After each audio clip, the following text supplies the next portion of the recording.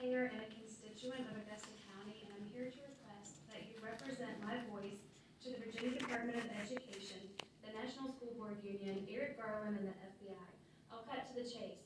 I am not a domestic terrorist. I am a mother. Our local Augusta County Sheriff's Office have been at every meeting, provided escorts to the school board members, and have done a great job keeping our spirited discourse safe and free of incident. I thank them every time I'm here for showing up. I think they do a fantastic job. Thank you for being here, and I think if they needed support, they are well equipped to handle anything that happens here, and if they needed help, they could request that assistance.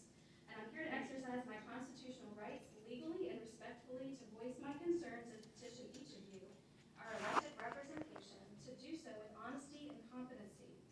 Moms are compassionate, and we do not tolerate or condone violence. We are informed and research the data, even when it's censored, connect with other moms, consult our healthcare providers, and make informed decisions. Moms are tasked with making these decisions to vaccinate their children. And if you look at the COVID vaccination mandate proposals, we are looking at numbers in relation to vaccination and COVID cases. In Uttar Pradesh, India, they have a 5% vaccination rate, and they have lower COVID cases, and they have treated with home kits that include ivermectin, doxycycline, vitamin C, vitamin D, and zinc, while Vermont is 69% vaccinated, the most vaccinated states in America, and they have the highest COVID cases. Look at Israel vaccination rates and COVID cases rates. The estimated effective immunity from vaccination is far greater with natural immunity, and the risk for our children to contract COVID, become seriously ill, and die is less, than the vaccine negative side effects. This timer is really distracting. And we should not have to present a religious exemption to mandate and make these decisions for our children, and including religious exemption for Pfizer vaccinations that have aborted stem cells.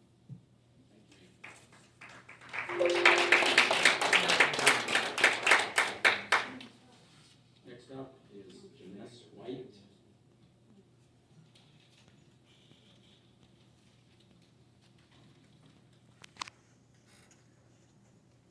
I'm Jen White, Augusta County resident. I'm a mom, not a domestic terrorist. What's happening today is very similar to the intolerable acts passed in 1774, also known as the Coercive Acts, where a corrupt government attempted to curb independence. In 2021, an example of this would be labeling a concerned and justifiably upset mother voicing her opinions about government overreach a domestic terrorist. Well, that didn't work out too well for the government back then, and it sure as heck isn't happening in 2021. American patriots like our founding fathers will not be intimidated. I want to educate the board on a very important concept, liability. The Nuremberg Code under federal law prohibits forcing or coercing anyone under any circumstances to participate in a medical experiment. The voluntary consent of the human subject is absolutely necessary. This consent cannot be implied but must be informed. You have not gotten any voluntary informed consent from any of these children's parents. You have gotten forms from me stating they do not consent.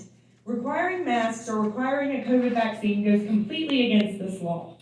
None of these treatments have been approved, but only granted emergency use authorization. Therefore, they cannot be mandated. In regards to the vaccine, no previously attempted coronavirus vaccines were ever approved because they resulted in the severe illness and death of the animal subjects during testing.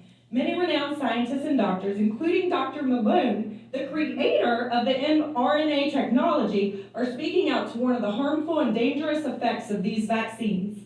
Therefore, the school system should not in any way be influencing or promoting this vaccine. Students are at nearly zero risk of dying from COVID. The overall survival rate is 99.9%. So I'm telling you again to take these masks off these children. These children have been exposed to unnecessary fear, coercion, segregation, shaming, and psychological harm. Shame on you if you allow this to continue. And I wannabe Governor McAuliffe says parents should absolutely be involved in every aspect of the school system. And the school board should not be making any medical decisions. These are our children, and this is our decision to make, not the government's. This is America, not a communist country. To the children, I'll leave you with a quote from the Bible, Jeremiah 29. For I know the plans I have for you, says the Lord, plans to prosper you and not to harm you, plans to give you hope and a future. I want you to know that you are not alone and you are not unprotected, and we will continue to fight for you. Thank you. Yes, ma'am. Thank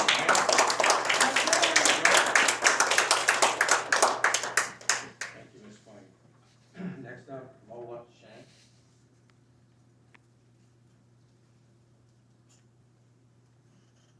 Hi, I'm Lola Shank. I live on Hildebrand Church Road in the Wayne District. I have 2 grandchildren in Augusta County Schools, and I find that 2 minutes is really short, so I'm probably gonna cut half my little speech. I was very dismayed at Merrick Garland's letter to the FBI, and I guess everybody is aware of that letter that implies that if we speak out, that we are somehow domestic terrorists. He had no concern about all the people coming across the border and all the drug dealers and all the cartel people. No, he's not worried about that, he's worried about us. It should be noted that Attorney General's son-in-law, Zan Tanner, is a co-founder of Panorama Education. Panorama Education is a multi-million-dollar company that is heavily funded by the Zuckerbergs. It is a material provider to school districts and teachers that teach critical race theory. The County of Fairfax, Virginia paid Panorama Education $1.8 million of COVID emergency funds, our tax money, for social emotional learning universal screener program that will collect personal and private data on almost 200,000 students in the Fairfax district and then provide interventions. The Attorney General of the United States is instructing the FBI to investigate parents who might pose a financial threat to a close family member. I would like to know if the Augusta County School Board has any plans to use COVID funds for these types of purposes instead of getting our students up to speed. And I can tell you my 2 grandchildren need to be up to speed. I would also like to know if you have any plans on working with any attorneys at the federal level about people that come and speak at the school board meetings. And I would like to also know if there are any true threats to members of the school board, why that can't be addressed by our local wonderful law enforcement.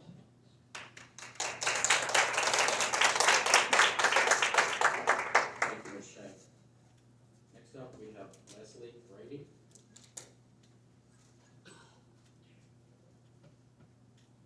Hi, I'm Leslie Brady. I came speech free.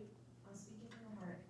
I have been researching, visiting different homeschool collaboratives to see those children, to see the teachers in there, mask free, mandate free, enjoying liberties, running, having fun. You can actually see their emotion, you can feel emotion. It has brought my heart so much joy. And with that being said, I am working with other teachers to create a homeschool collaborative to where we can bring passion, energy, and joy back into teaching and learning. I'm going to do like Mr. Collins said, he's not here, but he may be watching. I'm going to shake the trees. I'm a parent, I grew up in a family of educators, and I want to see our children back in school, not only learning, but their teachers bringing passion, showing passion, and being mandate free.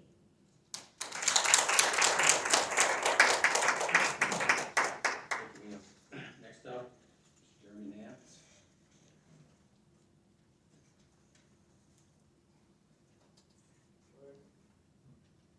Jeremy Nance, Pastor's District.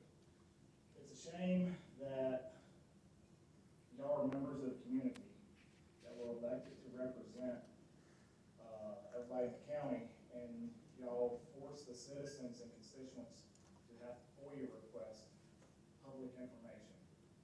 I know on several FOIA requests I've sent, I had one that I was lied to about answering it, was tried to hide behind the collar of law. And when I contacted the Virginia FOIA Advisory Council, they came back and said, no, the law clearly states that that has to be answered. So it's a shame that FOIA handler for Augusta County School Boards is either trying to cover up stuff that doesn't want to be exposed about what's going on with school board members and the school system, because, I mean, if it's that hidden, I mean, what are y'all afraid of? I mean, it's members on here, Ms. Wells for one, refuses to answer anybody's emails. And when they send a simple email asking questions, it gets ignored. And there's other board members that have done the same.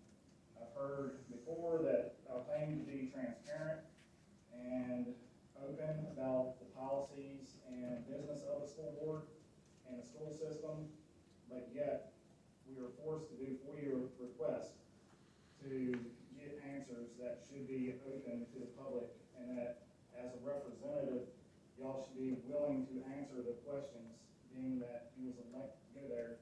And the one that my main answer or FOIA request was a simple yes or no question that I was seeking to find out if there were members exploiting the school board for the benefits instead of being up there to represent the kids and the families of Augusta.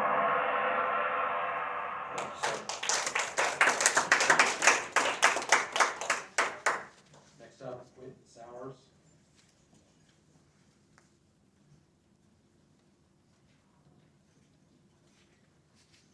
Mr. Chairman, my name is Whit Sowers, residing in the Beverly Manor District.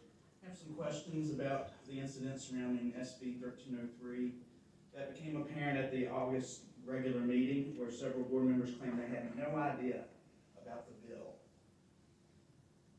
Does the board have a set process by which its paid executives or its legal counsel track legislative developments in education law at the state and federal level while they're pending or newly passed?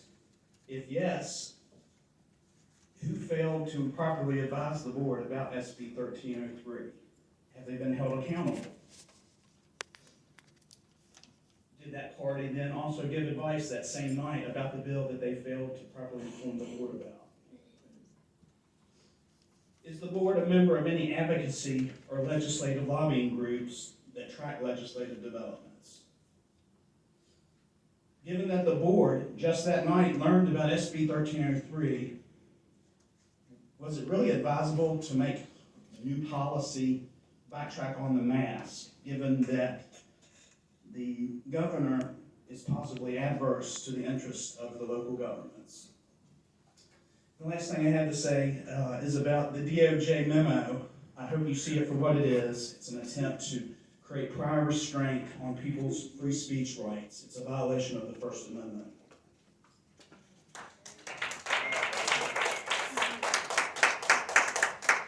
Thank you, Mr. Sowers. Next up, we have Mike Unice. Sorry. Aqua Free gets butchered all the time as well. Was that? Aqua Free gets butchered all the time as well. My name is Mike Yotis, and I'm from the Riverhead School District. I'm here to discuss critical race theory, or as we call it in Virginia, ed equity. Ed equity, and everything I speak about is from the Virginia Department of Education website and Ingram Kennedy's book, How to Be an Anti-Racist. So, education equity aims to eliminate achievement gaps and disproportional outcomes for all students. Education equity considers 8th grade algebra an advanced class that does not have enough minorities represented. And according to Virginia Mathematics Pathway Incentive Initiatives, they want to get rid of the 8th grade algebra class to make math more practical than abstract. And at the May 5th, 2021 Augusta County School Board meeting here in this room, eliminating 8th grade algebra was discussed and supported by all board members. I've heard, not seen in writing on my part, that advanced diplomas are being eliminated in Virginia. So we're not talking about extra help and bringing kids up. We're talking about eliminating advanced classes and bringing kids down. There was a webinar by Virginia Department of Education Project Manager Thomas Franco. He spoke about grading based on student mastery of a subject. We cannot base grades on highly subjective factors such as behavior and attitude, because it teaches racially based biases that affect the student's behavior. Mr. Franco also says late work should not be penalized and zeros should not be given, because said we want to give the student a 50 to make obtaining a passing grade easy. So now they're talking about taking structure as school. In the 5 C's of equity, courageous leadership discusses anti-racism. Anti-racism is described by Ibram Kennedy, the author of How to Be an Anti-Racist, as using discrimination Sir, to time's correct up. inequities.